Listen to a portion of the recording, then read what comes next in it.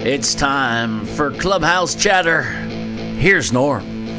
All right. So, good morning once again. So, first of all, I want to plug my shirt, and it's from the Baseballisms guys. Have you checked out Baseballism yet, Christian? No, I haven't. It's a pretty cool website, so you definitely need to go over and check it out. And they have given us a code for 15% off on their merchandise. So now is the time to save a little bit of money, and that code is 9inning. The number 9inning is the code. So go on there, baseballism.com.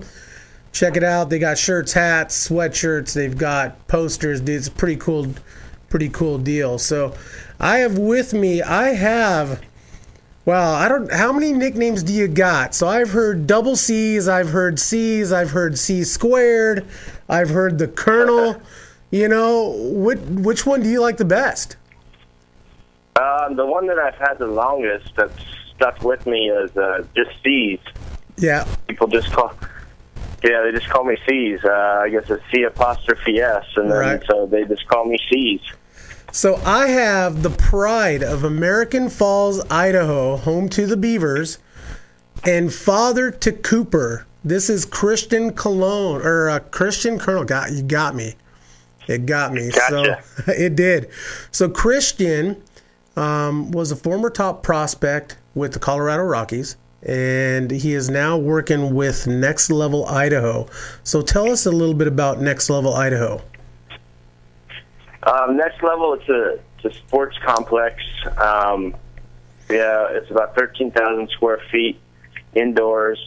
We have 11 batting cages, probably about 7 iron mic machines, and then all the cages slide back pretty quickly to we can turn the facility into one big open turfed area and for an infield area and stuff. So it's been going pretty well. You know, main purpose is for baseball and softball, but we have speed and agility and strength and conditioning, and if people training in there for football and whatnot, stuff like that. So we're going to try to expand a little bit and get some more things going on in there, though.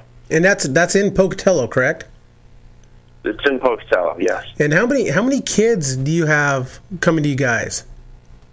I couldn't really tell you the number exactly, but I know on the busy season, January, February, March, on a busy week, we usually have 1,000 kids in a week. Some repeat clients and whatnot, but 1,000 kids in and out throughout the week. So it's pretty crazy in there some nights. Like just this past Monday and Tuesday, it snowed up here, and it was nuts. I mean, it was a lot of fun. So it's safe to say that baseball and softball in the Pocatello, Idaho area is good. It is good. It's starting to grow. It's starting to, it's getting pretty competitive. And then even if you don't want it to be competitive, there's still, we still just have recreational baseball and softball, right. And it's still fun, and we still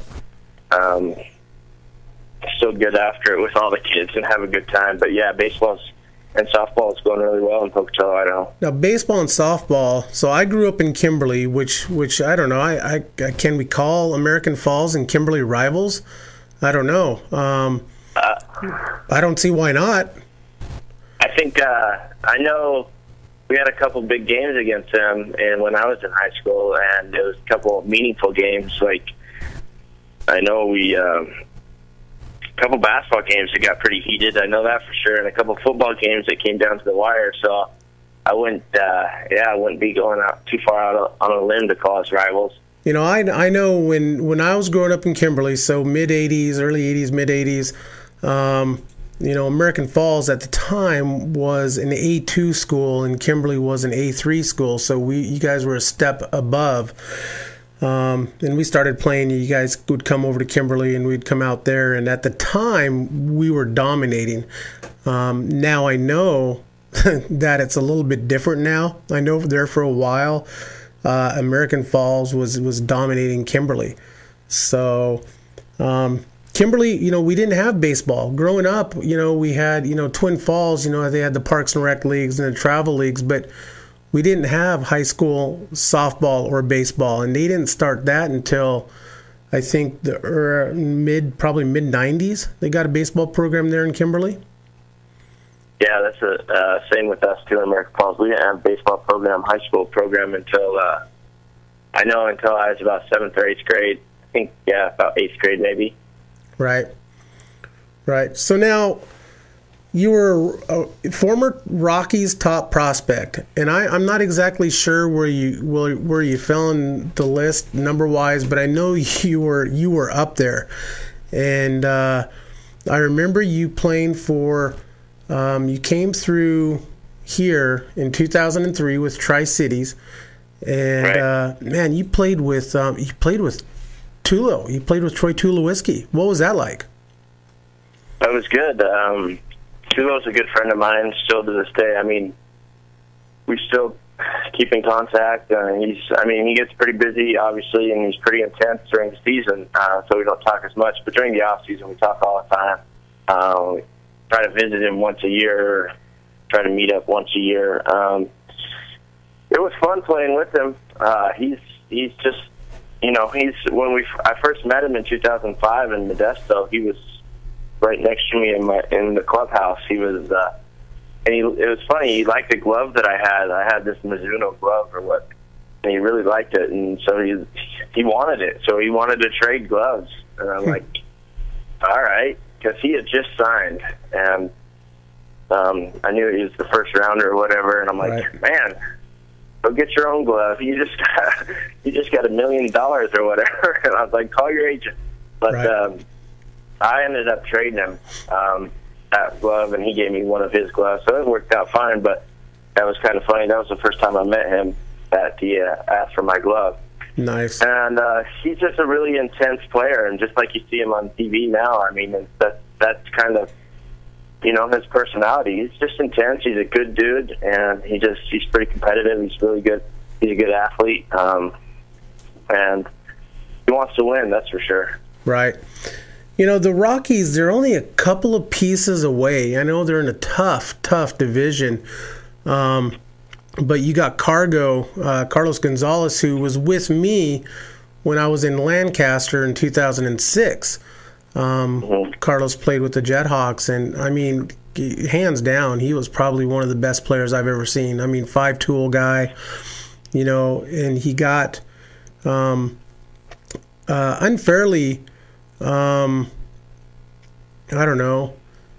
branded, because the game came so easily to him. And he looked like he wasn't giving 100% effort, but the fact is the game was so easy for him that, it was too easy. And you also played with a guy who I really remember, and he was with you, I think he was with you on like 4 or 5 teams, I believe, Joe Gaetti. Do you still keep in touch with Joe? Yeah, Joe's one of my good buddies, real good buddies. We came up together since day one, since 2003, and we played out our minor league contracts with the Rockies, and together, and lived together every season. And yeah, he's probably one of my best friends, best teammates that I had throughout my baseball career. And yeah, he's just he's a great guy. What's he doing these days? What's he doing these days? You know what? He got married, and I think he's in Arizona. I haven't talked to him for a few months, but I think he's in Arizona, living down there with his new wife. So that's him. Nice. So, who, man, you've played. You went as high as a AAA level. Was there a pitcher who you absolutely loved to face, and was there a pitcher who you absolutely hated to face? You know what? I loved facing any lefty, really. I mean, I didn't really care who it was. I loved facing lefties, and actually towards the end of my career, I loved facing submarine pitchers, righties, lefties, whatever. It's because they're pretty much predictable on what they're going to throw. And if they're either throwing a sinker in, or kind of a slider away, and sit on one pitch or whatnot, or look for something out over the plate with the submarine guys. I didn't hit him very well at first in my career because then I kind of just changed my eye level where I was looking where the ball was coming out of, and I started hitting them really well. And pitchers that I hated to face, I mean, just any. I couldn't tell you off the top of my head one particular guy. I know I faced Felix Fernandez a couple times, and you know what? It's not necessarily the guy that throw really hard or have the dirtiest pitches that I hated to face. It's like, especially at the AAA level, or when I was playing in big league games and spring training and whatnot, the guys that know how to pitch, even the veterans, the older guys, right, that just nibble at the plate, and then they, even if it's 5 inches outside, they still get the call because they got a name in baseball or whatnot. And I'm going like, whoa, this is pretty much impossible to hit. So, yeah, before you get up there, you get excited for your at bat. Before you know it, it's 0-2, and I really hated facing Clayton Kershaw, even though he was a lefty. Right. I hated facing him because he would throw gas like at my belly button, and then it seemed like it would rise, and then couldn't hit it, and then he would throw a curveball out of the same spot, and it was just, yeah, he's tough. So growing up in American Falls, Idaho, who did you follow? Who was your favorite player, and did you have a favorite team? Yeah, the Cincinnati Reds were my favorite team all growing up. My dad's from Cincinnati, and so I have family back there still, and so I grew up a Reds fan and a Cincinnati Bengals fan, and you know what? I loved watching Pete Rose back in the day, and Barry Larkin was my favorite, but so I just loved all the Reds back then. Chris Sabo with the goggles, and Eric Davis, he was awesome, and so I loved the old school Reds. But as I got in high school and stuff, I just whoever was making the game fun to watch, that's who I like to watch. I remember Mark McGwire and Sammy Sosa going through their whole deal, and that was fun to watch, and then kind of as I got into pro ball, my first year, I'm like, man, I'm gonna get to the big leagues. I'm gonna be part of this, so I don't want to, I was like, man, so I just kind of stopped following everything with baseball. I just kind of focused on getting to the big leagues and being part of that dream, and so that's what I was hoping to do. It's kind of funny that you mentioned Rose, Larkin, even Eric Davis and Sabo, because when I think of you, I remember you as the player who always had the dirty uniform. Right. And, I mean, always. And, and that's along the lines of the Pete Rose and Sabo and Davis and those guys. You always played the game hard. And, do you miss it? I mean, do you miss playing? Yeah, I miss it. I miss it quite a bit.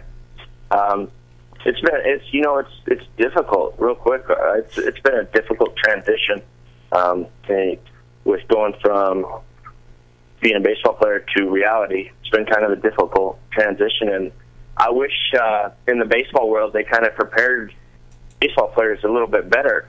And I've been doing some research on that and seeing if I, something down the line help baseball players in the future for the transition into real life, because it's been difficult. It's basically just you're living this dream, and then boom, you're done. What do I do now? So I do miss it. I miss it quite a bit, and I think about it quite a bit. But now I've changed my focus from that to my son, and that's made the transition a whole lot better. I mean, if I didn't have my son Cooper here, man, I would really be lost. I'd be like, I don't know what to do. And I've noticed that when he's off, when you don't have him on a weekend, you are kind of lost. And I've even noticed that in your posts on Facebook and tweets and stuff like that. Man, that kid is everything for you. And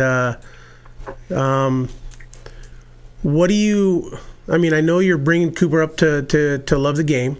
And from what I've seen, for his age, he's pretty good. And what is the advice that you will give to Cooper? Like if Cooper comes to you, and I don't know, maybe he already has, and says, "Dad, I want to be a Major League Baseball player." What advice do you give to them? You know what? I'm kind of torn with that. I don't know where I'm going to go with that yet. And hopefully he doesn't ask me that question soon. Because, I'm not going to push him. I don't push him really to follow baseball in Dad's footsteps or whatnot. If we want to go play catch, we want to go hit. And I just kind of go on his terms. I want him to do everything. I think every little sport for a kid is valuable, like soccer, flag football, wrestling. I think it's all valuable for every little piece of, athleticism.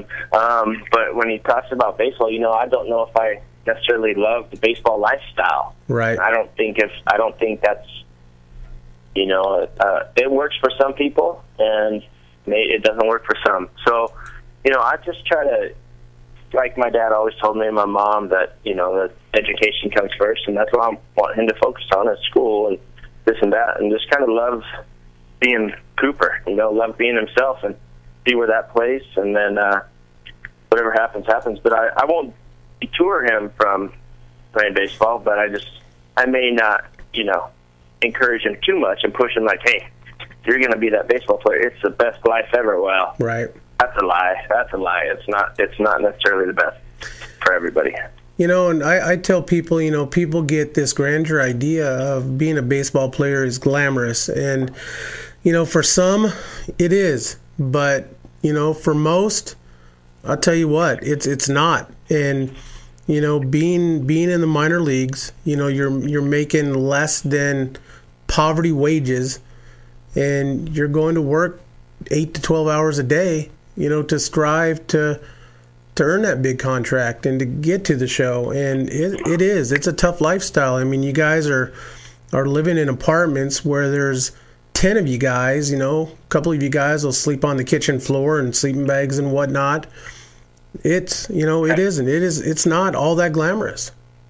No, it's pretty funny actually when people think, you got drafted or they're like, whoa, that guy's instantly a millionaire, living the dream. I'm like, whoa. No. Totally false. That's, I remember early in my career that people would think, when I got drafted or a year after I got drafted or whatnot, they're like, okay, so have you bought a place in Denver yet? I'm going, nope, I have not. That's not how it works. So it's kind of funny, but yeah, there was definitely days that had to grind for sure. And, as I got higher actually in AAA, I felt like it was, you started flying more, but yeah. I almost felt like those travel days were more difficult, especially being based out of Colorado Springs, because you had to get up so early and then drive to Denver, and then it's just a long travel day, rather than being, in Tulsa, Oklahoma, driving to Midland, Texas on a 10-hour bus and being able to sleep that whole time. That's not too bad.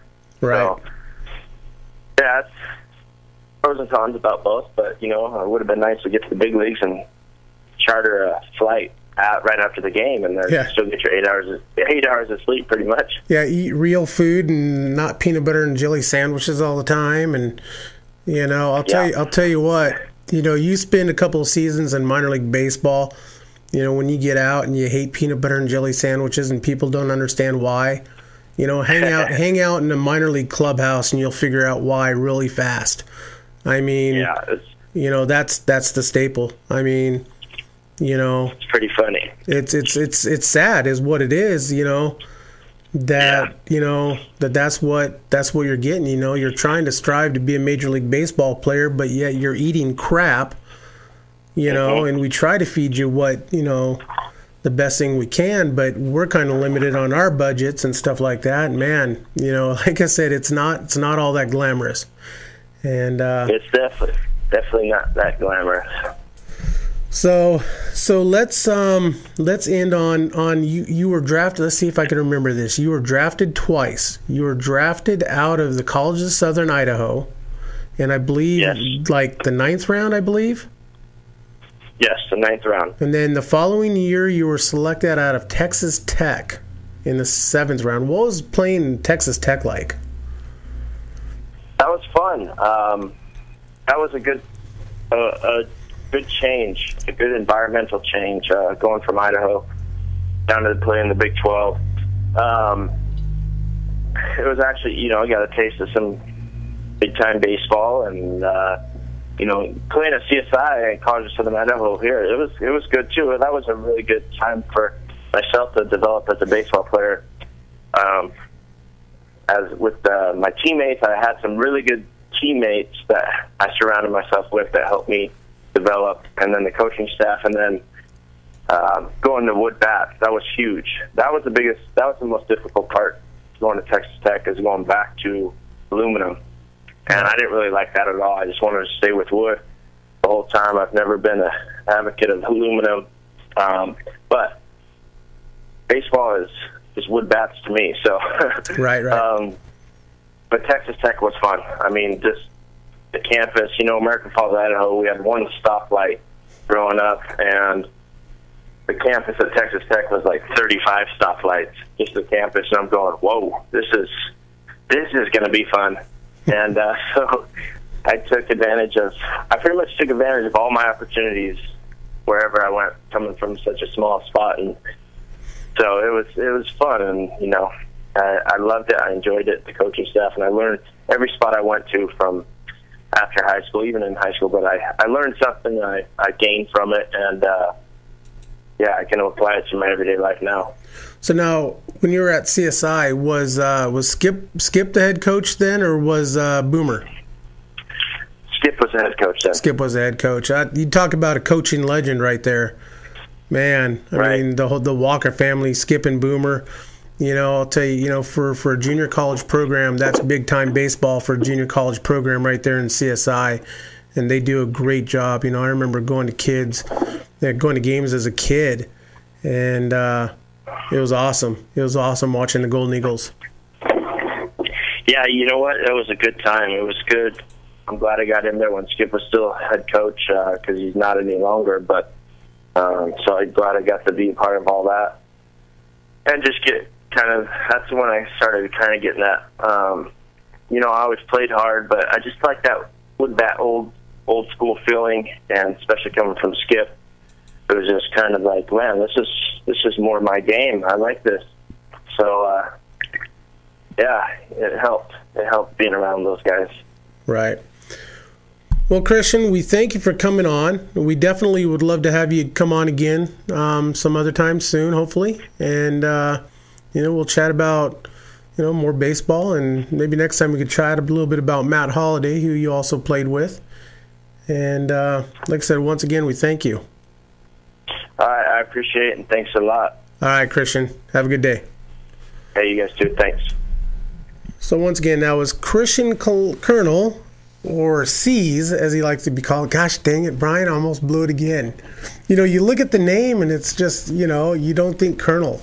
No, you don't. You don't. So it is. But Christian Colonel, cool guy. Watched him play a few times, and great guy, great father to Cooper. Once again, baseballism.com. The code is 9inning, 15% off of their swag. Also go to baseballdudes.com. Check them out with Chris Gassell. They've got some coaching tools and stuff like that. They're up in Vancouver. Also like to thank Mark Canham over at MDM Designs. Son Mitch down at basebypros.com. Proper Cuts Barbershop down on Baker Street with Carlos and the boys. Tell them Norm sent you in. Got to give Gordy Schroeder a shout out with Highway30musicfest.com. We'll be headed there June 12th and 13th. It's going to be great. You got Little Texas headlining the show on Friday night, and Mickey and the Motor Cars headlining the show on Saturday. And once again, baseballism.com, 15% off when you use 9inning. Go buy some stuff. Brian, once again, we thank you for running the boards. And this is Norm. This is Clubhouse Chatter. Have a good day.